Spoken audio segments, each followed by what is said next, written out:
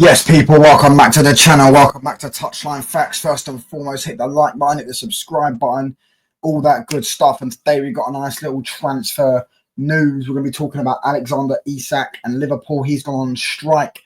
Apparently, he's nowhere to be seen. He's gone missing, is the exact wording.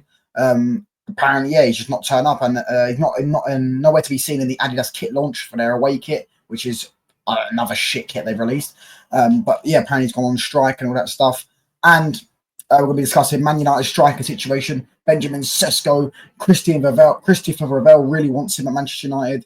Ollie Watkins as well, though, is the main target for Man United. Cheaper option, Premier League proven, more experience, etc., etc. So yeah, make sure you hit the sub button, make sure you hit the like button, and let's get straight into it. So straight off, we're going to start with this article from Graham Bailey. I've heard his name before. I think he is decently credible.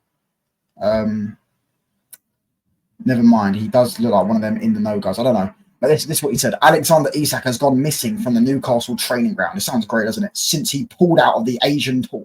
He's been training alone at home as his future is decided elsewhere. The situation has now reached a point where the Swede has gone absent without leave. Now, if this is true, I mean, this could all be 3D chess for all we know. Newcastle could just be trying to wind Liverpool up because Liverpool kind of wound them up with the Ekitike saga. So this could all just be an absolute massive wind up. Maybe he could be just training by himself. They know exactly where he is. He's turned up to training every single day and they're just trying to wind people up. I don't know. Maybe it could. I hope it is. I hope he doesn't go anywhere near that football club. But if he is going on strike, and it looks like that's kind of incentive that he's forcing a move to Liverpool or forcing a move to somewhere at least, because you wouldn't go on strike if you haven't had clubs talk to you, haven't had contacts, you haven't made it clear to your parent football club that you want to go to X or Y club. You know what I'm saying? And this is crazy if this is true, bro. I've been saying for a week. I've been saying all summer that I think he stays and signs a new deal and then leaves next summer and goes and joins Barcelona. That's what I personally think. I still stand by that, but with a news like this dropped only a few hours ago. With news like this, it's starting to worry me a bit more. If he does end up going Liverpool, yeah, this is I don't want to say scary, but it is scary times, isn't it? They're going to get one of the best strikers on the planet, Mo Salah with Florian Wirtz feeding him, Gakpo on the left. They've got, in my opinion, the best midfield in the league in Gravenberch and McAllister. They've already got one of the, if not, well, probably top two defences in the league, probably second behind Arsenal's defence. They've just got an elite team, and this one would, I think this would give them a good chance, 35 to 40% chance of winning the Premier League.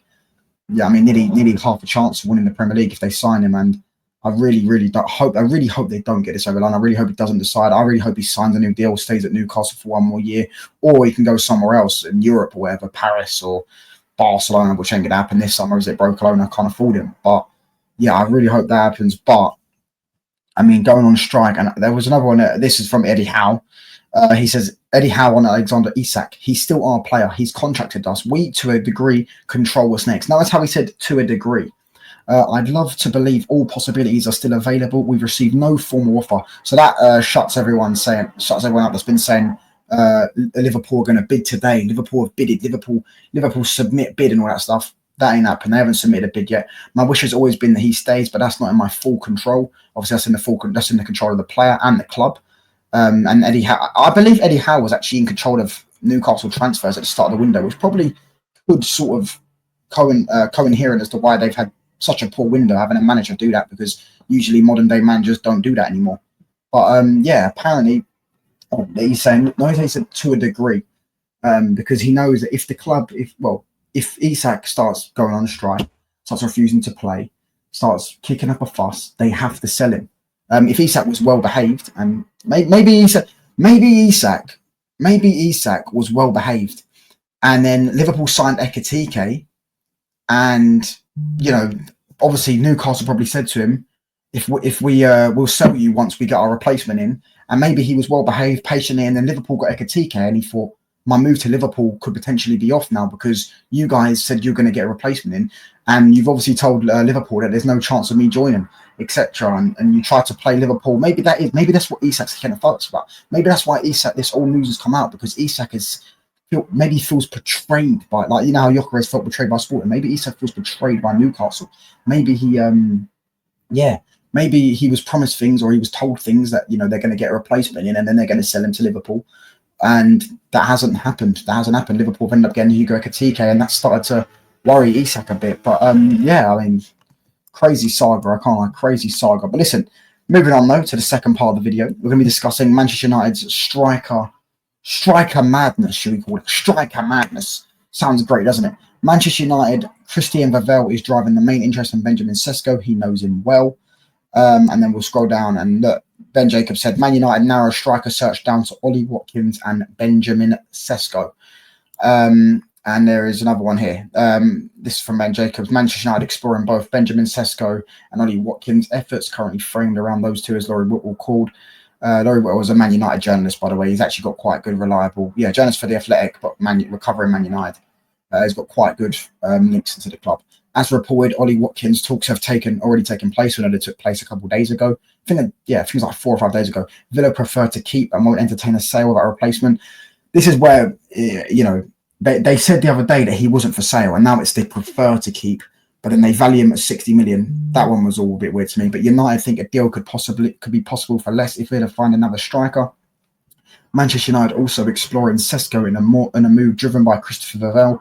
Leipzig still asking for 80 million euros. So, if we sign Ollie Watkins for £60 million, that is like Sesko for about 80 million euros. Sesko is about 9-10 million more expensive. Man United face competition from both. So from Newcastle, no worries though. We've already beaten him twice this summer. We beat him all the time in transfer battles. That's no competition, bro. You know what I'm saying? That's easy. If we wanted Sesko, we want to. Let me reiterate this point. I hope Newcastle actually win this transfer battle. I hope Man United pull out of it and Newcastle pay up. Who are currently more advanced in discussions. Both clubs hoping the price drops to closer to 70 million euros. That's about £60 million. A bid for Nicholas Jackson remains unlikely. Currently not a deal Manchester United are working on due to the cost. I think that last bit's bollocks, by the way. I think they just don't rate Jackson. I think even if he was worth 40 million, I don't think we would go in for him. I don't think we want Jackson. I don't think he's a player. I think he's a player that the club have obviously, we know that the club have discussed. The club have him on the list, but yeah, he's not a player that we're going to try and sign, in my personal opinion. And look, the two strikers now looks like it's been narrowed down to Benjamin Sesko and Ollie Watkins. Luckily, Ollie Watkins hasn't got any interest really from any other clubs. Benjamin Sesko's only interest is from Newcastle nowadays. I know they had Arsenal, Liverpool were linked with him, Chelsea have been linked with him. There's been a few clubs linked with him, but they've obviously gone and got other targets instead of him, which does sort of show a lot. I personally hope we go up with Watkins. If it's going to be between one of them two, I want Mateta, but I think it's between them two. I'll get Watkins. I don't want Sesko. I think United are trying to lower the price of Watkins. Obviously, Villa wants £60 million. I think we want to pay something in the region of 45 plus 5 million add-ons, or something like 40 million plus 40 plus 5 million add-ons. Something across those lines. Try and get 40-50 million full package.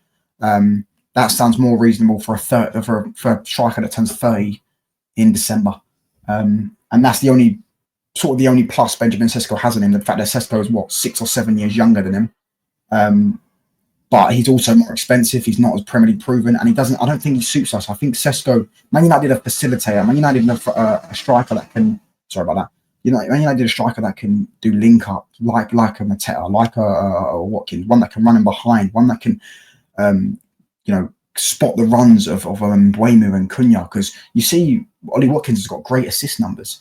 You know what I'm saying? And we need someone that's going to link up with an Mbeumo and Cunha. You look at a lot of Mbeumo and Cunha's goals. Look at Mbeumo's goals last season. A lot of them are link-ups with Visa and stuff like that. And, he's making 1-2s and running in behind, and they're spotting him and they're playing him through, stuff like that. That's why we need a striker like a Watkins. A striker like a Sesko can't do that because he's not got the technical ability. He's not got the touch. He's not got the hold-up play. There's basic fundamentals that Sesko doesn't have, that Sesko lacks. So, yeah, it's like, I don't think Sesko suits us. I think Sesko, if anything, is going to suit Man City if they got rid of Haaland. Say if Haaland left this summer, Sesko would be the one that would suit them. You get what I'm saying? Sesko would be the one that would suit them because he can play that sort of type of Haaland, bro. He's got elite athleticism. He's not that technical. He's got good ball striking. You know what I mean? He can bag, if you got him in the right system, potentially could bag 20, 25 goals.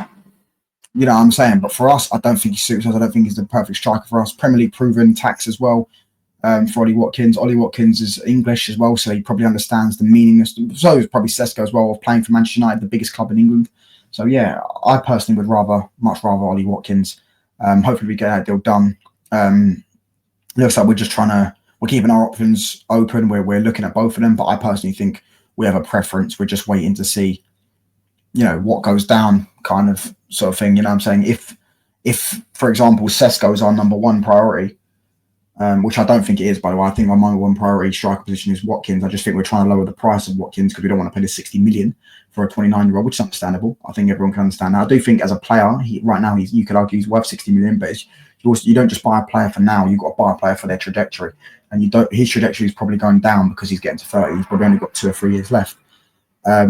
So, yeah, I think with that being said, I think we'll try and get Watkins for about 50 million. Emi Martinez deal looks like it could potentially be ruled out. I don't know, unless it needs further change, which sort of paves more of a way for Watkins, because I feel like we couldn't get Watkins and Martinez this summer off Aston Villa. We can only get one of them. So if we get Watkins, we're probably not going to get Martinez. If we get Martinez, we're probably not going to get Watkins. So now if Martinez deals off, then it looks like probably going to be potentially Watkins, which also, for the top 6 next year, weakens a top 6 rival. Villa have got 4th and 6th in the last 2 seasons. And I think they got 7th the season before that. So they've been in the top 6, around the top 6 and stuff like that.